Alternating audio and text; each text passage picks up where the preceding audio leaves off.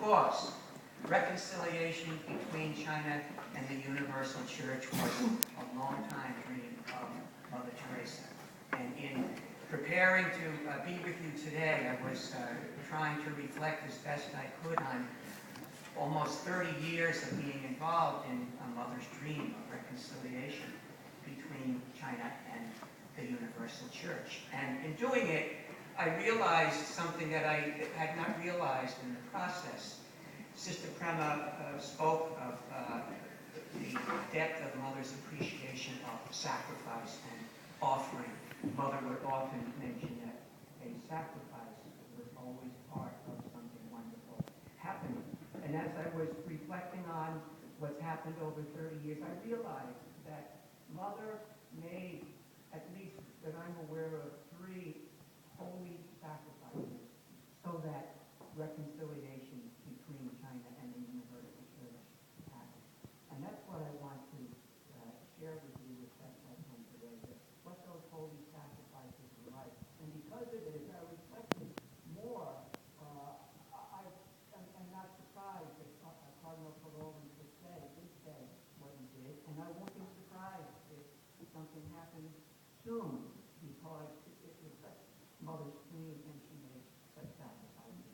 Before doing that, however, I want to share with you this. In October 1993, Shanghai Bishop Aloysius Qin Lixian gave Mother Teresa a statue of the image of the Blessed Mother that stands atop his basilica in Shishan, in the west of Shanghai. It's the image of the Blessed Mother holding the infant Jesus over her head, and it touched Mother's soul the instant she saw it. You know why? Because it depicted visually Mother's mantra, to Jesus through Mary. She put the statue, when Bishop Qin gave it to her, in the pocket of her sari, and it remained with her as a reminder of the China dream until the day she died. That statue now is a traveling relic reminder for those around missionary and charity houses throughout the world. And every time that we would meet about China, whether in Calcutta or Hong Kong or New York, Mother would place that statue on the table where we were meeting as a prayer of intercession to Our Lady of Shishan.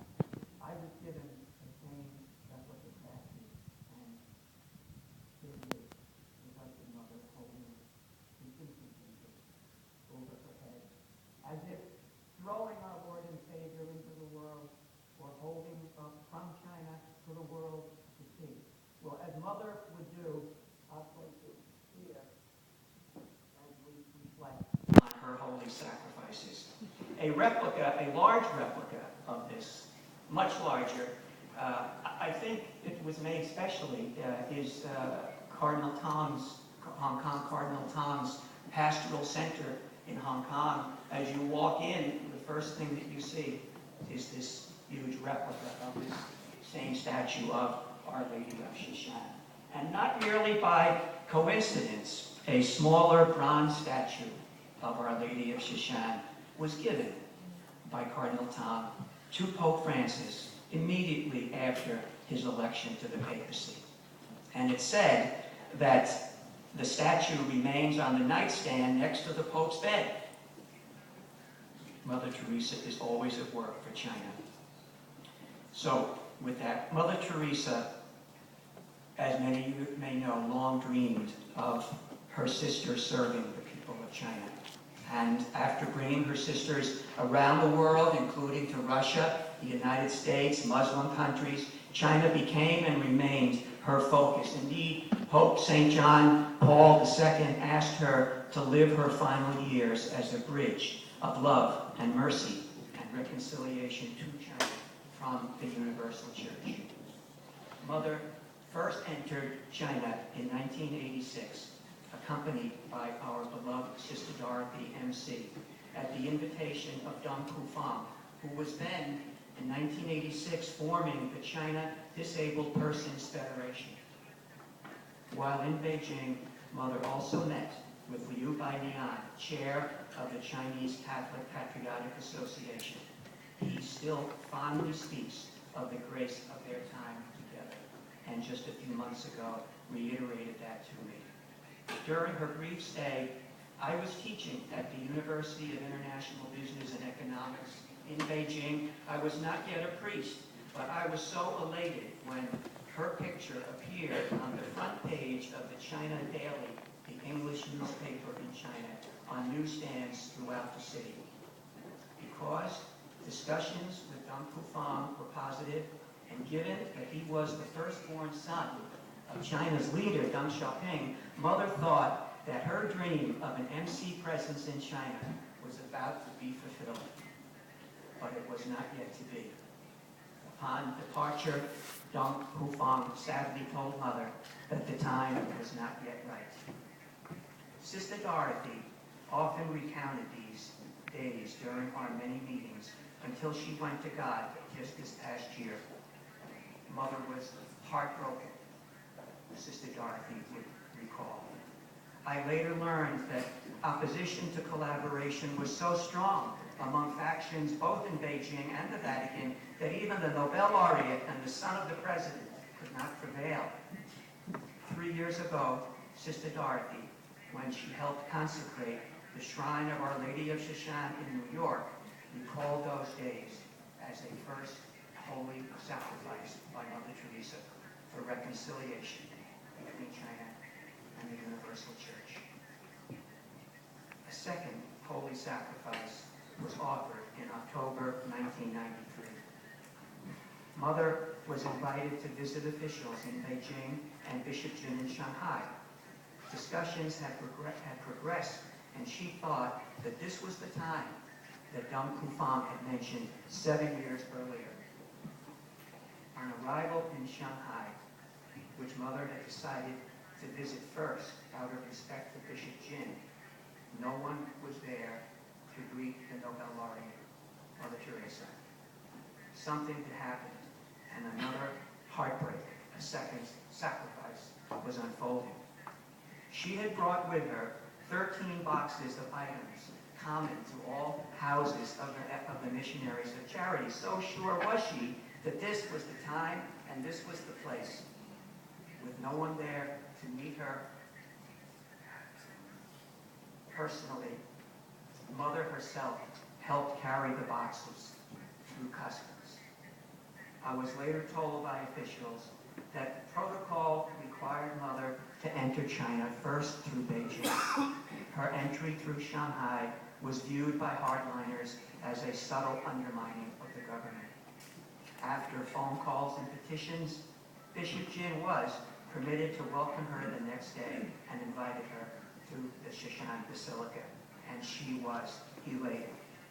When the bishop asked her to participate in Mass, her special wisdom emerged, as it always seemed to. Because Bishop Jin's episcopacy had not yet been affirmed by Rome, Mother would be participating in a valid but illicit Mass.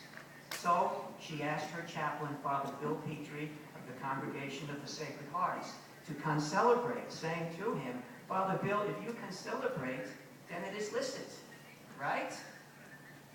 4 months later, at a meeting in Hong Kong with then papal representative Monsignor, now Cardinal Filoni, Mother recounted the event, asking Monsignor if that had been okay. And Monsignor Filoni responded, of course not. Teresa, of course. More than 250 seminarians were at that Mass in Shashan. Mother was invited to speak with them, and her message of serving the poorest of the poor captivated all of them. Today, many of them are bishops throughout China. All of them whom I have met through the years continue to speak of the inspiration that she gave them. One priest began a national foundation in China called Jinda that now serves disadvantaged all over China under the patronage of Mother Teresa of Calcutta. Her picture appears in all its facilities. Indeed, one of the next homes for the elderly, we plan to have it named the Mother Teresa House of Love. After all of this, Mother fully expected that she would be able to fulfill the dream and open an MC house in Shanghai. But the next day, Bishop Jin sadly informed her that permission could not yet be granted. Yet was always the word. She was again heartbroken, and she embraced a second holy sacrifice for reconciliation between China and the Universal Church. She then flew to Beijing, met again with Deng Pufang, and was again told that the time was still not right. She did, however, ever confident in divine providence, her faith, she did leave the 13 boxes in the Shanghai Diocesan Pastoral Center, where they remain to this day, awaiting the arrival of the sisters. Mother's third and most intense holy sacrifice soon followed. Overtures had already begun with Hainan province in the south of China. Because of its status as a special economic zone, Hainan had more flexibility and had just completed building a large welfare center for the handicapped, orphaned, and elderly. Relationships with the Hainan Foreign Trade School and Hainan University resulted in discussions with the Provincial Disabled Persons Federation. By January 1994, agreements had been reached for the MCs to serve at the Welfare Center, and details were developed and visas were approved for 4 sisters. This is 1994. Mother Teresa was formally invited to enter Hainan on the Feast of St. Joseph, March 19th. She flew to Hong Kong, where we met with then Monsignor Filoni, who gave us his guidance and blessing. Just hours before Mother was to board the plane for Hainan, word came from Beijing that entry was not to be allowed. Our Hainan friends and officials were confounded and devastated. Mother was heartbroken. We later learned that once again, hardliners in both Beijing and the Vatican had prevailed at the last minute. Mother had been so sure that this was the time. So we gathered in Hong Kong and we prayed for hours on the little table with a telephone while appealing the decision, expecting and waiting for the call from Beijing. All was well. Mother's third and most difficult holy sacrifice for reconciliation between China and the Universal Church was to accept the situation and to depart. It was with such a heavy heart. We promised her that we would not cease our efforts until the time eventually became right. Dear Sister Nirmala, who succeeded Mother as Superior General, she was present for all of this. She knew the depth of Mother's desire to serve China, and she saw firsthand the intensity of Mother's pain over the developments with Hainan. She was party to the promise that the effort would continue. And so, Sister Nirmala was ready and eager in 2005 when discussions with the Bishop of Qingdao and local and national government officials resulted in an invitation to open a house in Qingdao. Again, we gathered in Hong Kong and we met with Bishop, later Cardinal Zen, who approved the pilgrimage and gave us his blessing. At the end of a wonderful 3-day visit, the site for an MC house was designated in Qingdao, and the invitation was affirmed. The timing of entry, however, would await further processing. The location designation remains, as does the invitation, but we continue to await the entry time confirmation. These 30 years of efforts and holy sacrifices for China and the Universal Church by and for Mother Teresa have resulted, though, through the wisdom of the Holy Spirit, in a Mother Teresa China presence in very unanticipated ways. In 2003, a third order, unofficially, of the Missionaries of Charity was founded in Hebei province under the inspiration of Mother Teresa. It now numbers nearly 10,000 members, and it has spread to 12 dioceses in 3 provinces, people all living the MC charism. In 2014, its foundress, Li Baofu, led a delegation of Third Order priests and laity on a pilgrimage to Shashan and then to Calcutta, where we met with Sister Prema, Sister Nirmala, and the MC counselors. 12 members and the founders of this MC Third Order in China are here for Mother's canonization.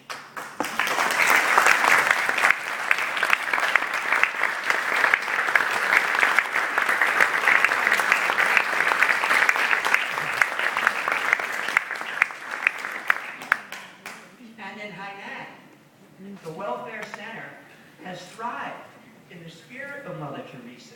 The joy and love of the missionaries of charity in the mystery of the Holy Spirit is vibrantly evident there. Even pictures of Mother are displayed.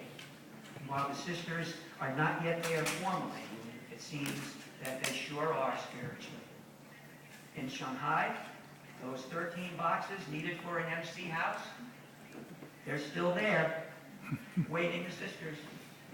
In Beijing, an aged, handicapped Dong Kufang is still vigilant with memories of his relationship with Mother Teresa of Calcutta.